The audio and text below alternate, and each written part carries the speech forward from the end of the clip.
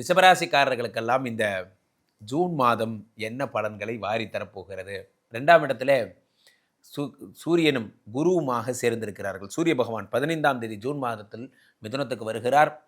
சூரியனோடு சேர்ந்த குரு அப்போ என்ன ஆகும்னா பிரகாசமான ஒரு எதிர்காலம் என்பது கிடைக்கிறது. குரு பகவான் 2ஆம் வீட்டில் வரும்பொழுது தங்கமாக சேரும். தங்கம் வாங்க, ரிஷபராசிக்கு வாங்க அப்படிங்கிற மாதிரி. இது எங்கேயோ கேட்ட மாதிரி இருக்கே, விடுங்க அவ்வளோதான், இந்த நேரத்தில் இதுதான் கண்டென்ட். ஸோ இப்போ ரிஷபராசிக்கு தங்கமாக சேரும். வாழ்க்கையில் சில விஷயங்கள் தவிர்க்கவே முடியாது அப்படின்னா உங்களுக்கு இந்த விஷயம் தான். 2 கூடவன் 3ஆம் வீட்டில் இருக்கிறார் புத பகவான், 4 செவ்வாய், 12 கூடவன் 4 வருகிறார். ஏற்கனவே 4 கேது. அப்போ 4ஆம் இடம் என்பது உயர்கல்வி, உயர் பதவி, மதிப்பு, மரியாதை. அந்த இடத்துல 12 கூடையவனும் கேதுவுமாக சேர்ந்து இருக்கும் பொழுது அம்மாவுடைய உடல்நிலையில் ரொம்ப ஜாக்கிரதையாக இருக்கணும். கேதுனா அம்மாவுக்கு ஆபத்தை உண்டாக்குபவன். ஏனென்றால் கேது சந்திரனை விழுங்கக்கூடிய சக்தி படைத்தவன். நன்றாக புரிந்து கொள்ள வேண்டும் நண்பர்களே. கேது சந்திரனை விழுங்கக்கூடியவர் என்பதால் அம்மாவுக்கு ஹத்தி, அம்மாவுக்கு ஆபத்து. உலகிலேயே ஒரு உயர்ந்த விஷயத்தை நான் சொல்லித் தருகிறேன், கேட்டுக்கொள்ளுங்கள்.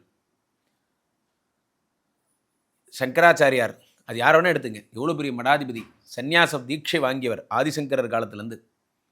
பட்டணத்தார் எடுத்துக்கங்க. பட்டணத்தார் அவங்க அம்மாவுக்கு பிரச்சனைன்னு என்ன பண்ணார்? முன்னை இட்ட தீ முப்பரத்திலே, அன்னை இட்ட தீ அடிவயிற்றிலே, பின்னை இட்ட தீ தென்னை இலங்கையில், யானும் இட்ட தீ மூழ்கவேன்னு சொல்லி அம்மாவோட விஷயத்துக்காக வந்திருந்தார். அத்தனை சென்சிட்டிவ் அம்மாங்கிற இந்த பந்தம். உலகத்தின் மிக உயர்ந்த பந்தம் என்னவென்றால் அது அம்மாவை தான். அதனால தான் மாதா, அப்புறம்தான் பித்தா, அப்புறம்தான் குரு. மாதா தான் முதல் தெய்வம், அப்புறம்தான் தெய்வமே. தெய்வத்தையே நம்ம ஒரு ஆளாக கன்சிடர் பண்ண, அவனே 4வது போஸ்டிங்கில் தான் இருக்கான்.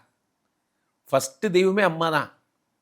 அப்போது எதுக்கு நான் சங்கர கதையெல்லாம் சொல்கிறேன்னா, ஒரு பெரிய போஸ்டிங்கில் இருக்கிற பெரிய படாதிபதிகளுடைய அவங்களுடைய சம்ஸ்காரம், அவங்களுடைய சாஸ்திரங்களில் கூட அப்பா நினைக்கும் போது சன்னியாசி என்ன பண்ணுறார்? அவர் கடவுளாக அறியப்படுபவர், அவர் மேலே என்ன வேண்டும் அப்படின்லாம் பண்ணலாம்.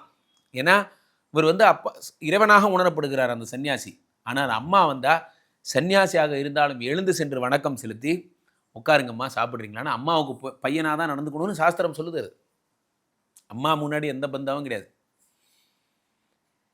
அதனால் அவ்வளோ உயர்ந்த ஸ்தானம். எதற்கு சொல்லுகிறேன் என்றால், அந்த இடத்திலே 12 கூடிய செவ்வாய் இருக்கும் பொழுது அம்மாவுக்கு வியாதிகளை உண்டு பண்ணுவார்.